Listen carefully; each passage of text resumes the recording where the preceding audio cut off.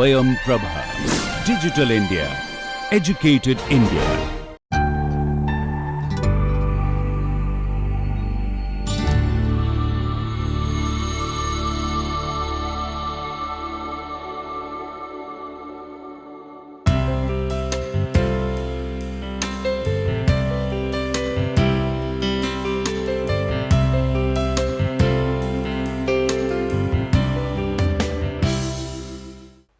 Good morning. Welcome to the third lecture of this week for the ongoing course on understanding and reducing greenhouse gas emissions, and we are focusing on scope 1 and 2 reduction through building design and construction.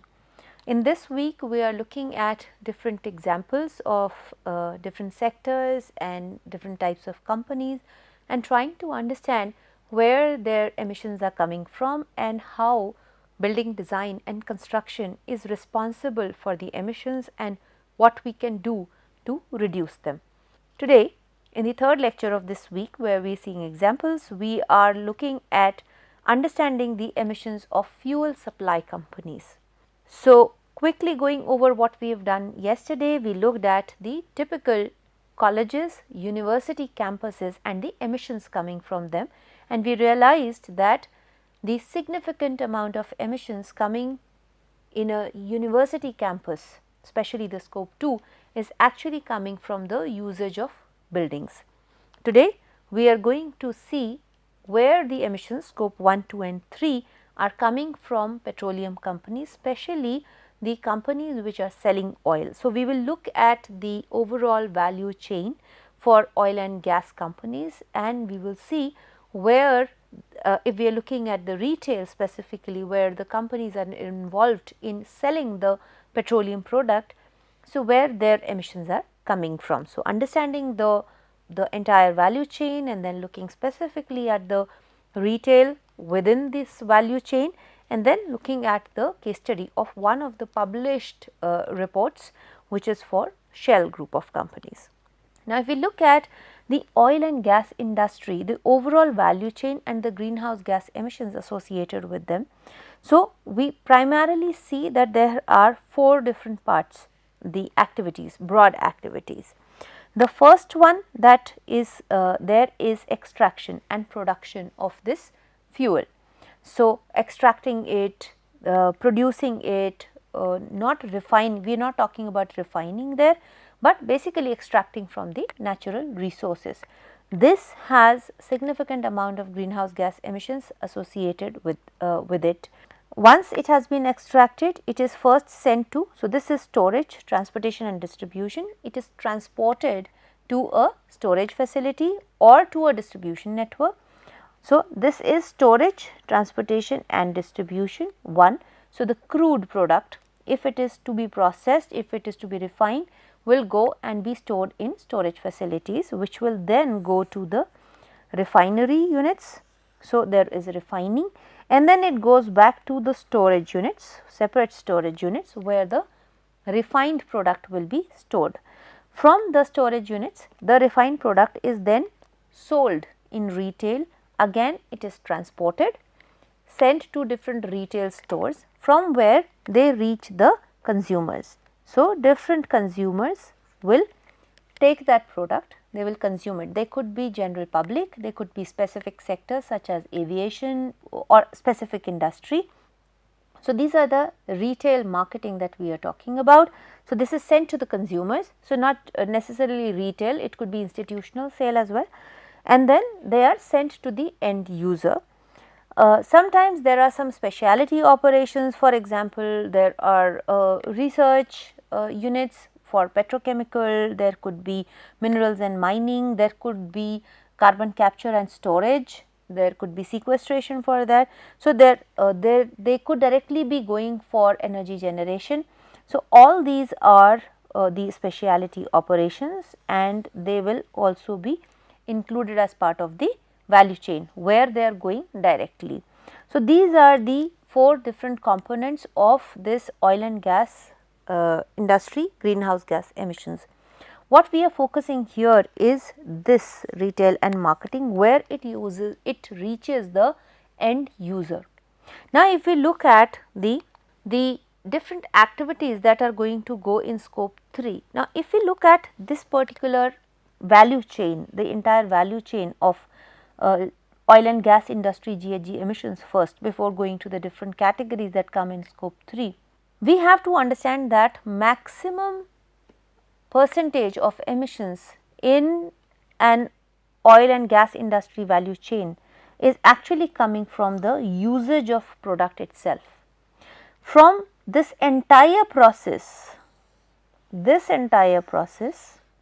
we are actually not accruing as much of emission as is accrued from the usage of the product itself, and that is not under the direct scope of the company. Now, the company has produced petrol, I can use it in a less efficient car or a more efficient car, but overall the amount of fuel that is burnt in either of the cars will remain the same, and the emission that is generated from it will be beyond the scope of this petroleum company, this oil and gas producing company. So, this is what we are looking at. This entire thing is scope 3 downstream and not under the control. So, maximum amount of emissions are generated from scope 3, and that is why we would find that very few of the oil and gas companies are taking control of the scope 3 emissions, because it is actually very difficult and it is very wide spread. The user base is very wide with little or almost no control from the oil and gas industry. But what is under the control of oil and gas industry, and they themselves, how much of the emissions are they generating under scope 1 and 2 is under their control, and that is what we are going to see. But before that, if we look at the different categories of scope 3 emission, which is significantly large for a fuel company. So, there are 15 categories that have been defined by WRI or WBCSD in 2011. So, the first category is that of purchased goods and services, which implies the cradle to gate emissions from extraction, production and transport of goods and services, which are not included in the categories 2 to 8 here. So, this is what we are talking about for all purchased goods and services. Now, in these categories we are talking about, second is capital goods, fuel and energy, upstream transportation and distribution.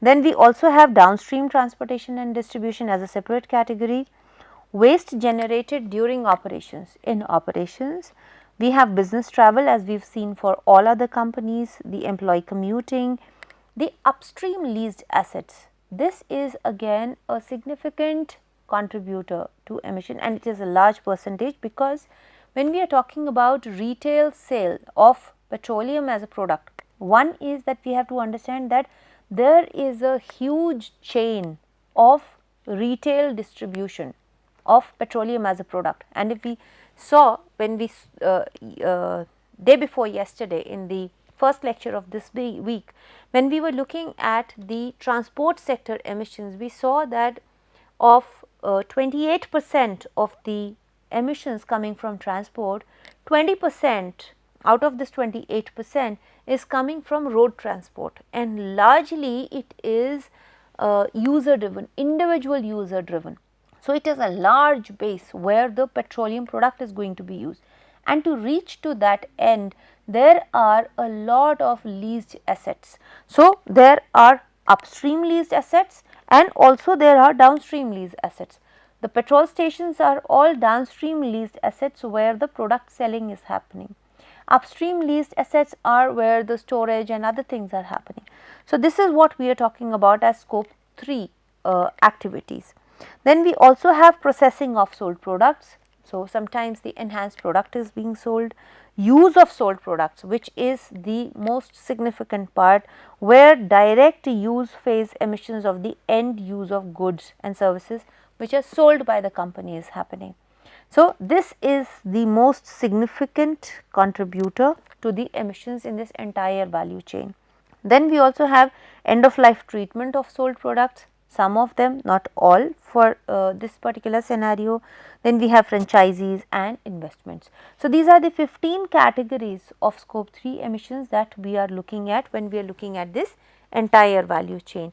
And if we see again, as we had done in the previous week, the way we were understanding, there are different types of companies that are involved. So, I showed you the different activities that are happening, not the detailed list of activities, but broadly. So, there is extraction, there is refining, there is storage and transportation, there are service stations, there are which are actually the retail outlets. So, these are the different companies which are involved in the value chain. There are many more, but if we look at these 5, where each of this emission source is going to be considered as scope 1 or 2. So, if we look at the product use, so product use is not scope 1 or 2 for any of these companies which are part of the value chain for oil and gas company. It is going to be scope 3, and if we look at this, this is category 11, which is actually the use of sold products, which I had highlighted here. So, this is the use of products which is going to be there, but it is all in category in scope 3, category 11, and from others we can see that they will continue to fall under scope 1, 2 or 3 depending upon which company is it. For example, extraction and production and refining operations are going to be scope 1 and 2 for the extraction company and refining company, depending upon the process that is adopted, but these two are going to remain scope 1 and 2 for these. If we are talking about the external distribution which is purchased by the company, again this is going to be scope 3, because there is no direct consumption of this product by the company, it is being purchased and sold. So, in this process the direct emissions are only which are accruing from the transportation of the product, but not for the from the consumption of the product. That is why we will see that it is again coming under the scope 3. So, this is scope 3 downstream emissions. So, very clearly we can see that the primary emissions, the scope 1 and 2 emissions are largely coming from the upstream activities, which is from extraction till the distribution of the product. After that it is all scope 3 for this oil and gas companies.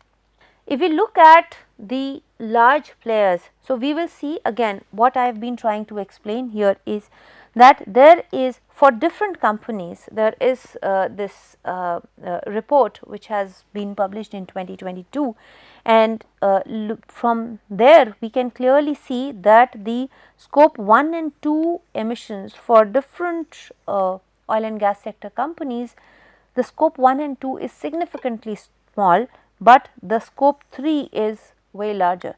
So, probably less than 1/10 of the total emissions for each company is coming under the scope 1 and 2, which is insignificant in comparison to the total, and we clearly know that the major emissions are coming from the use of the product that are selling.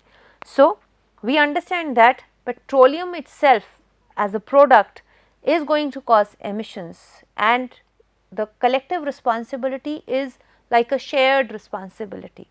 So, how are my people commuting? If I am a university and if my people are commuting using petrol or diesel cars, so it will still be scope 3 for me, but for the petrol company also it is scope 3.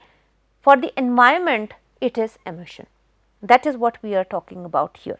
Let us come back to the petroleum industry, and if we look at the retail services, if we look at the retail activity of this entire value chain, we are looking at distribution of the product petroleum.